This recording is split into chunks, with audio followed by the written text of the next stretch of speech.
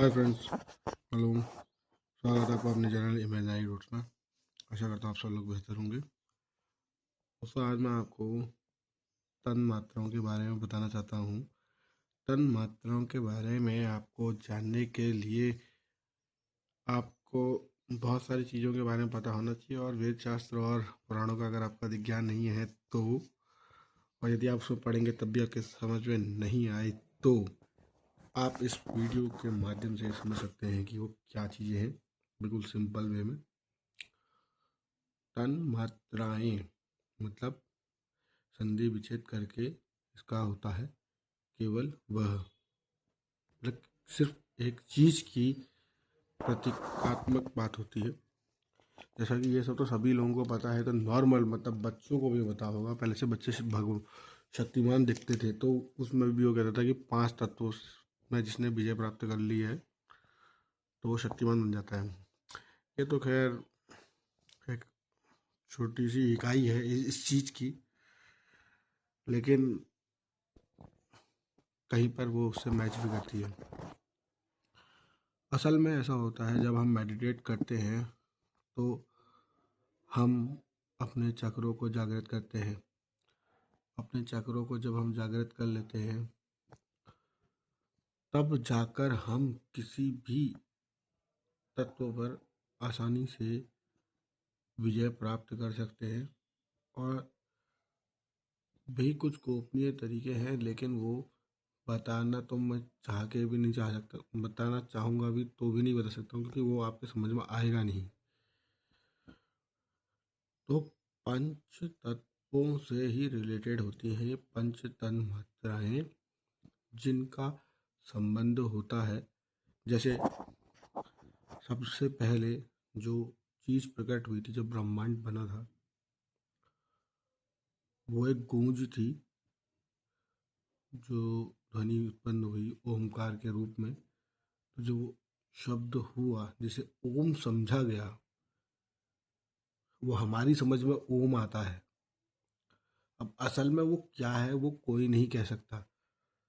वो इसलिए नहीं कह सकता, मैं किसी भी शास्त्र पुराण का खंडन नहीं कर रहा हूँ बातों का, वो मैं इसलिए कह रहा हूँ क्योंकि हम उस चीज़ को समझ ही नहीं सकते। हमारे बनावट, हमारी सब चीज़ें अलग ढंग से हैं, और हम लोग उस फ्रिक्वेंसी को मैच नहीं कर सकते जिस चीज़ में इस चीज़ से सब कुछ बना हुआ है। और उसको समझना अगर आपको है तो उसके लिए आपको ध्यान लगाना पड़ेगा। बड़े बड़े अच्छे अच्छे शास्त्री और बहुत अच्छे अच्छे गुरुजन भी एक जगह पर आकर सोचना या वेद पुराण भी थक जाते हैं कहीं जवाब देते देते, क्योंकि क्यों का कोई उत्तर नहीं होता। प्रश्न कभी कभी लोगों को प्रतिवाद लग सकते हैं कि ये फालतू की चीज़ें हैं, लेकिन इन्हीं सब फालतू की चीज़ों को जानने के लिए ही ये ब्रह्मांड बना है। ये एक एक्सपेरिमेंट है इन चीज़ों को जानने के लिए। हमारा असल में कोई अस्तित्व है ही नहीं, हम है ही नहीं, ये तो हमें महसूस हो रहा है। तो उसी पर दृष्टिकोण रखते हुए ये 5 तन मात्राओं की बारे में मैं आपको बताता हूँ। 5 तन मात्राएं, 5 तत्वों में सबसे पहला तत्व जो है आपके, वो है आकाश। आकाश से आपके जो रिलेट हुआ है पहला शब्द, वो है शब्द।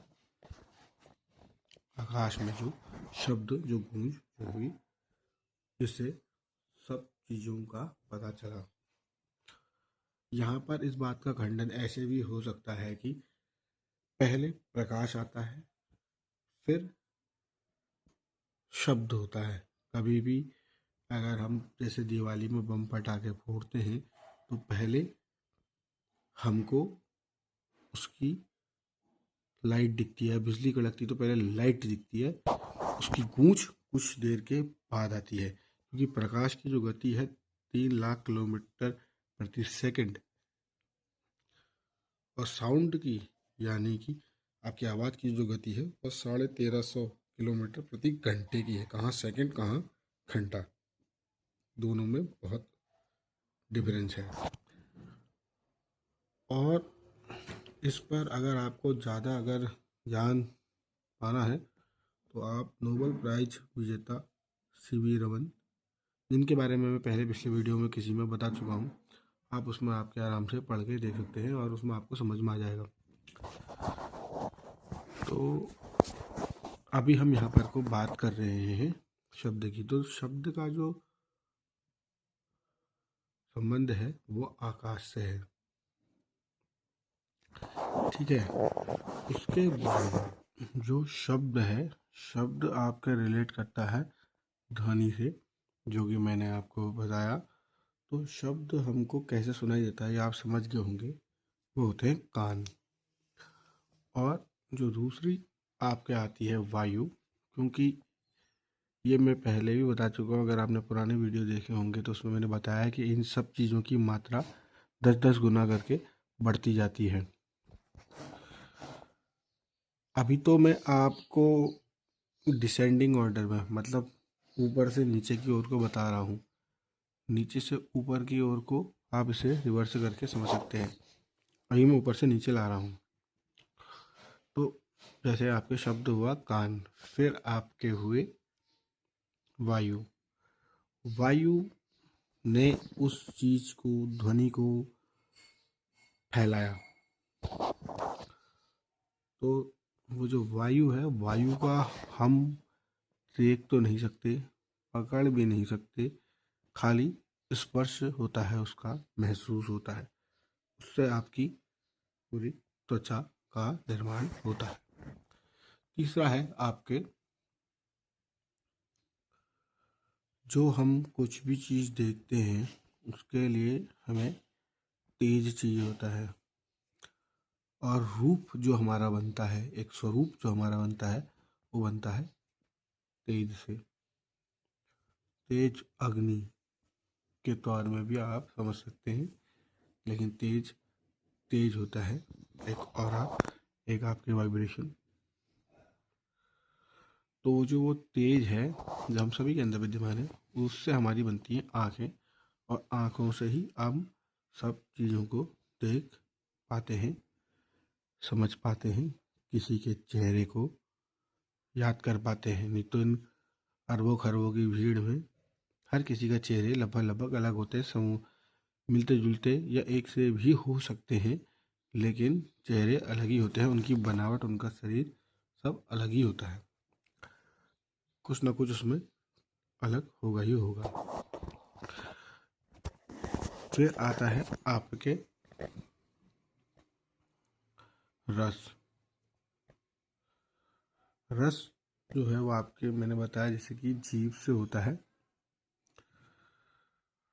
किसी भी चीज का रस। रस में यहाँ बहुत सारी चीज़ें आ जाती हैं जो रस का स्वाद लेते हैं। हर अनेकार्थी शब्द अगर आपने हिंदी में पढ़े हो तो उस ढंग से इसको लेके चले। पर्यायवाची में भी जा सकते हैं, अनेकार्थी में भी जा सकते हैं। हिंदी वर्णमाला काफ़ी बड़ी है, उसमें काफ़ी कुछ है पढ़ने के लिए, तो वो आपके समझ में आएगा। अब मैं जो ये बात बता रहा हूँ इसको आप इंग्लिश में नीचे कैप्शंस में देख सकते हैं, जो इंग्लिश मीडियम से रिलेट करते हैं, और जो हिंदी मीडियम वाले हैं वो मेरी बातों को समझ पा रहे होंगे, क्योंकि इससे भी ज़्यादा आसान ढंग से मैं इसे नहीं समझा सकता। फिर उसके लिए आप प्रैक्टिकली मेरे पास सामने आओ, बैठो, बात करो, समझ में आएगा। फिर आगे गंध, किसी भी चीज़ की गंध जिससे अनुभव हमको होता है, उसका कैसा हो सकता है, वो पृथ्वी तत्व से रिलेट करता है। अब अभी जो मैं आपको पंच तन्मात्राओं के बारे में बता रहा हूँ, इसमें एक चीज़ और है। अगर आप देखें मेरे पुराने जिस किसी व्यक्ति ने शुरू से ये वीडियो देखे होंगे, ये वीडियो पढ़े होंगे, मतलब सुने होंगे, और अगर कोई जैसे क्लास का अच्छा विद्यार्थी होता है जो चीज़ों को देखता है, सुनता है, ध्यान से पढ़ता है, और फिर उसके बाद उस पर मनन करता है, तो वो ये समझ जाएगा कि मैं क्या कहना चाह रहा हूँ। ये जैसे ना लोग बाग कहते हैं यार, भगवान किसने देखा, भगवान किसने देखा, या कोई भी चीज़ है ये कैसे हो सकती है, क्या है। सारी चीज़ें आपके आसपास में ही होती हैं, बस ये है कि हम उसको समझ नहीं पाते हैं। जीवन में बहुत सारी चीज़ें हमारे अगल बगल में ही हो रही होती हैं, लेकिन हम उसे समझ नहीं पाते। नहीं समझ पाने का कारण ये होता है, या तो हम उसके लिए बने नहीं हैं, या फिर हमारा ध्यान कमज़ोर है। तो अपने ध्यान को मजबूत करें। ध्यान को मजबूत करने के लिए किसी भी मंत्रों में जाने की तो ज़रूरत ही नहीं है। कोई तुमने मंत्र पा करके तुम्हारा कुछ भी नहीं हो पाएगा। सिर्फ और सिर्फ ध्यान लगाओ, और ध्यान में से नहीं लगा पा रहे हो, नींद आ जा रही है या कुछ हो रहा है, तो सिर्फ और सिर्फ जो पहली गूंज थी ना, वो ओम, उसी पे ध्यान फोकस करो। खाली ओम से ही तुम्हारा कल्याण हो जाएगा। वो जागृत हो गया अगर पूरे शरीर में, कोई इम्प्योरिटीज रहेंगी ही नहीं अंदर। एनीवेज, मैंने आपको जितना बताना था मैंने बता दिया। हो सकता है कहीं पर कुछ भूल चूक हो, और अगर मेरे से कोई गलती हो तो उसके लिए आप मुझे क्षमा करें। ये शायद वीडियो कुछ ज़्यादा होशियार लोगों के लिए ना हो, लेकिन ये उन लोगों के लिए ज़रूर बहुत फ़ायदेमंद हो सकता है जो लोगों को इसमें रुचि हो। और मैं तो यही चाहूँगा कि हमारे लोग जो आजकल अपौष्टिक खाना खाकर अपने शरीर का नाश कर रहे हैं, या जो नशे पत्ते से जुड़ के अपने शरीर का नाश कर रहे हैं, या जो आपके वंशानुगत चली आ रही बीमारियों से अपने शरीर का नाश कर रहे हैं, या नाश हो चुका है जिनका, उन सभी का ये एक बहुत बड़ा इलाज है। ये मात्र सिर्फ शब्द, अगर आप नहीं भी कर पा रहे हैं इसको उच्चारण, या दिक्कत समस्या हो रही है, तो एक कमरे में एक ओम, तो आपको आजकल यूट्यूब या वीडियो में, गूगल में सभी कुछ मिल जाता है, उसके एक साउंड रिकॉर्ड निकालें। मैं तो, लोग बाग तो बहुत लंबा लंबा बताते हैं, मैं तो इतना लंबा कह भी नहीं रहा। मैं तो कह रहा हूँ कि आप सिर्फ और सिर्फ 1 मिनट करके देखें। 5 सेकंड से शुरुआत करें,